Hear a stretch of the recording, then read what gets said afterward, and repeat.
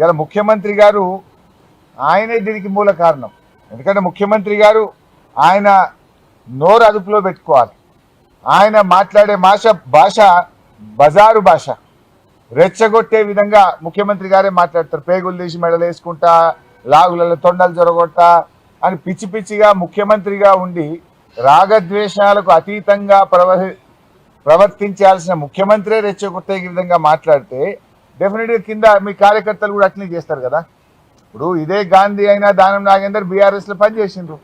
కేసీఆర్ నాయకత్వంలో పనిచేసినప్పుడు ఎట్లున్నారు, రేవంత్ రెడ్డి నాయకత్వంలో పనిచేస్తే వాళ్ళ వ్యవహారం ఎట్లున్నది? 10 ఏళ్ళు కేసీఆర్ నాయకత్వంలో ఎప్పుడైనా మాట్లాడినరా వీళ్ళు? ఈ రకంగా రౌడీల్లాగా వ్యవహరించిండ్రా? ఇవాళ ఎందుకంటే యథా రాజా తదా ప్రజ అన్నట్టు రేవంత్ రెడ్డి భాష, రేవంత్ రెడ్డి విధానం వల్ల ఇవాళ వాళ్ళ నాయకులు కూడా అట్లే మాట్లాడుతున్నారు. ఇవాళ వాళ్ళ మంత్రి కూడా మాట్లాడిండు, కోమటిరెడ్డి వెంకటరెడ్డి. బీఆర్ఎస్ వాళ్ళు ఎక్కడైనా విమర్శిస్తున్నట్టు వాళ్ళని కొట్టండి అని రాజ్యాంగం మీద ప్రమాణం చేసిన మంత్రే రెచ్చగొడుతుంటే ఇంకా లా అండ్ ఆర్డర్ ఎక్కడుందా? ఇవాళ రివ్యూ చేయాల్సింది ఫస్ట్ నిన్ను నువ్వు రివ్యూ చేసుకోవాలి, నీ మంత్రుల్ని రివ్యూ చేయాలి. నువ్వు చక్కగా లేవు ఫస్ట్. పాపం పోలీసులు ఏమంటావు? ఇన్ఫ్యాక్ట్ మేము ఇవాళ మమ్మల్ని అందరినీ హౌస్ అరెస్ట్ చేసిండ్రు. మరి ఇదే హౌస్ అరెస్ట్ నిన్న గాంధీ గారిని చేసి ఉంటే ఇష్యూ జరుగునా? ఇవాళ హైదరాబాద్లో ఉన్న బీఆర్ఎస్ ఎమ్మెల్యేలను హౌస్ అరెస్ట్ చేసిండ్రు, మాలాంటి వాళ్ళని హౌస్ అరెస్ట్ చేసిండ్రు. మరి నిన్న గాంధీ గారిని ఎందుకు హౌస్ అరెస్ట్ చేయలేదు? దీంతో తేట తెల్లం కదా. నువ్వే దాడి చేయమని గాంధీకి ఎస్కాట్లు ఇచ్చి, పైలట్లు ఇచ్చి దగ్గరుండి నువ్వు దాడి చేయించినావు. కానీ అదే బీఆర్ఎస్ ఎమ్మెల్యేలనేమో హౌస్ అరెస్ట్ చేసినావు. ఇలా రాష్ట్ర ప్రజలకు అర్థమవుతుంది కదా. దీన్ని బట్టి స్పష్టంగా అర్థమవుతుంది. నిన్న నిజంగా నువ్వు గాంధీని హౌస్ అరెస్ట్ చేసి ఉంటే నిన్న కౌశిక్ ఇంటి మీద దాడి జరగదు కదా. మరి మమ్మల్ని ఎందుకు ఇవాళ హౌస్ అరెస్ట్ చేస్తున్నావు? దీన్ని బట్టి ఇది క్లియర్గా రేవంత్ రెడ్డి ఎజెండా. ఇది గాంధీ గారు చేసిన దాడిగా మేము భావించడం లేదు, రేవంత్ రెడ్డి గారు చేయించిన దాడిగానే మేము దీన్ని చూస్తూ ఉన్నాం. ఇలా బాధ కలిగేది ఏంటంటే తెలంగాణ ఉద్యమంలో కూడా మా మీద ఈ రకమైన నిర్బంధాలు, ఈ రకమైన అణిచివేతలను 14 ఏళ్ల తెలంగాణ ఉద్యమంలో కూడా మేము చూడలేదు. కానీ రేవంత్ రెడ్డి పాలన ఎమర్జెన్సీని తలపించే విధంగా ఉంది. ఎమర్జెన్సీకి మించిన అన్యాయంగా ఈరోజు ఈ రాష్ట్రంలో పాలన కొనసాగుతూ ఉంది.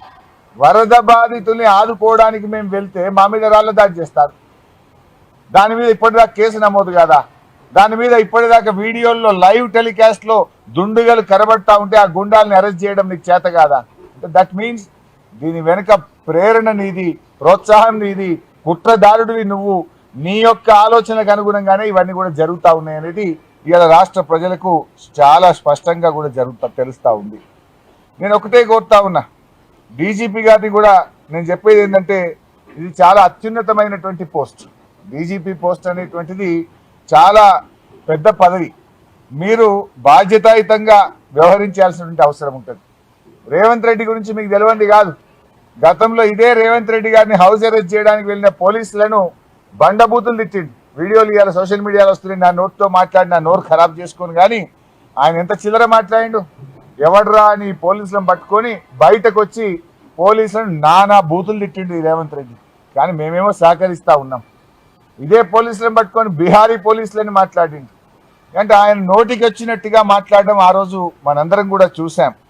అందువల్ల నేను డీజీపీ గారిని, పోలీస్ అధికారులను కూడా కోరేది ఒకటే, గుడ్డిగా రేవంత్ రెడ్డి మాటల్ని ఫాలో కాకండి, విచక్షణతో వ్యవహరించండి అని, చట్టాన్ని గౌరవించండి, చట్టాన్ని అమలు చేయండి.